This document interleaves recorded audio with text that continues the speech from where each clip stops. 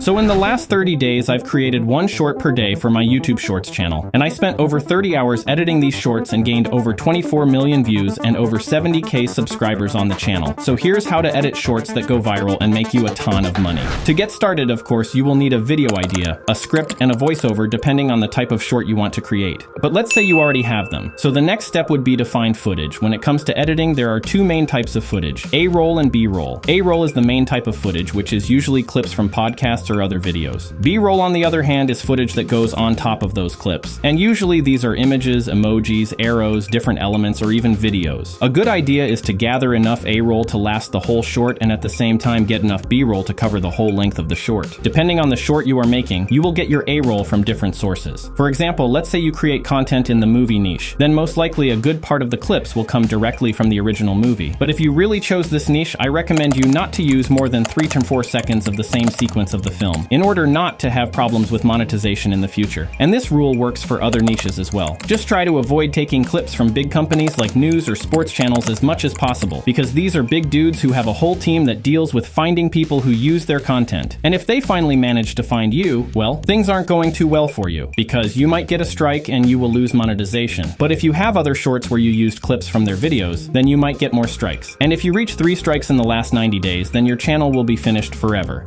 But if you think you don't have enough B-roll, then don't worry, because you don't need too much. What I use most for B-roll are arrows, circles, emojis, GIFs, and sometimes images or short clips. When you've gathered all your A-roll and B-roll, then lay down the footage for your short. As a short video editor, the first few seconds of your short are the most important part, because most likely the people who will watch your short already spend a lot of time scrolling on TikTok. And since most people today have the attention span of a goldfish, then you really need to make sure that the first few seconds of your shorts are captivating. And you can do that by adding more B-rolls at the beginning. Also, try to make cuts every 1 to 3 seconds, so that you keep your viewers hooked. If you have a voiceover, or even if you don't, just try to keep your hook as concise as possible. But actually, the most important thing you should do is to try to produce an emotion inside the viewer. To make a short go viral, you have to find a way to produce an emotion in the first seconds. This emotion can be fear, happiness, anger, curiosity, or any other type of emotion. For example, if you want to make the viewer curious, you can start your video with, "You won't believe what Taylor Swift did at one of her concerts," and add an emoji with a shocked face and an arrow, or even try to blur the A-roll clip. Or if you want to make them angry, you can, for example, start your shorts with a text that you can put at the top of the screen where you say, "No way there are still people who use Android," and put a laughing emoji at the end. And by doing this, you will have a lot of people in the comments who will start debates about iPhone and Android. And because you receive more and more comments, YouTube will most likely recommend your short to more people. Now, when it comes to the end of the video, just like the hook, make sure it doesn't drag out your retention graph, or we'll have a ton of viewers dropping off. Since we are talking about shorts, it would be best to edit the end of the short in a way that it doesn't even look like the short is over. Because when a short ends, YouTube plays it again automatically. And if your viewers watch it again, this will result in a higher AVG, and YouTube will recommend your short to more people. Now let's talk about the spicy part of this video. Subtitles are a great retention hack, and they are actually like the icing on the cake. If you don't add them, you still have a short created, only it's very boring, so you need subtitles for your short, but only if you want it to go viral. And actually aren't that hard to make. Now, most editing programs have the function of automatic subtitles, but even if they don't, there are several ways to automate your subtitles. For example, you can use the CapCut app, which has a multitude of subtitle styles, and they do pretty accurate subtitles, but the best part is that it costs nothing. But if you want to add subtitles to your video like Alex Hormozi, Iman Gadji, Mr. Beast, or other popular subtitles, you can use Submagic. This website will create subtitles for you in just a few minutes, but the best part is that they don't just offer that. With Submagic, you can also automatically add emojis, transitions, or even B-roll footage in just a fraction of a minute, so I leave a link in the description in case you want to try it. Next, I'm going to show you how to make all those crazy transitions and motion effects that you can see. And they are not at all difficult to make. If you use programs like CapCut or Filmora, all you have to do is go to transitions and choose what kind of transition you want. Then drag it onto your A-roll footage and adjust how fast you want the transition to be. Both Filmora and CapCut have a lot of transitions that can be used with just the touch of a button. If you use transitions in your short, they really shouldn't be too distracting. Just have to experiment and see what looks good and what doesn't. Now here's another cool editing trick. In my shorts, I like to have a bit of fun, so I add motion tracking. For example, let's say you have a clip with Billie Eilish and you want to make it more interesting. To do this, you'll first need an arrow and then a clip of Billie Eilish or any other video in the background. Line them up and then scroll to the beginning of the video and the arrow. Then move your arrow to wherever you want it to track and make keyframes for position and scale. Next, scrub forward a couple of frames, move it again, and now keep doing it for the rest of the video. When you're done, congratulations, you've just motion tracked an image successfully. successfully. One last thing I like to do in editing is to take advantage of scale, because this can create emphasis and really just make the short more interesting. Especially if you have still images in your edit, then just add some motion to it to make it a lot more interesting. Once again, you really just have to figure out what looks good for your edit. And now we need to add some sound effects to bring the video to life. And that's because sound effects are the biggest thing that turns a decent edit into an incredible one. I take most of my sound effects from YouTube and from my editing program. And you can also find some decent sound effects in the YouTube library, but don't use the same exact pop sound effect 7 times in a row, or it'll be extremely boring. Next is music. In your shorts, you can use almost any music you want without having copyright problems. And that's because YouTube shares the money from ads with the creators of music. But just make sure that the music is not louder than the voiceover, because that will be very annoying and most likely people will not watch your shorts. After you finish all this, polish up any loose ends in your shorts and you're finished. If you like this video and want to learn how to start making money off of your edits and come up with viral video ideas, then go watch my video about how I got monetized in only 29 days.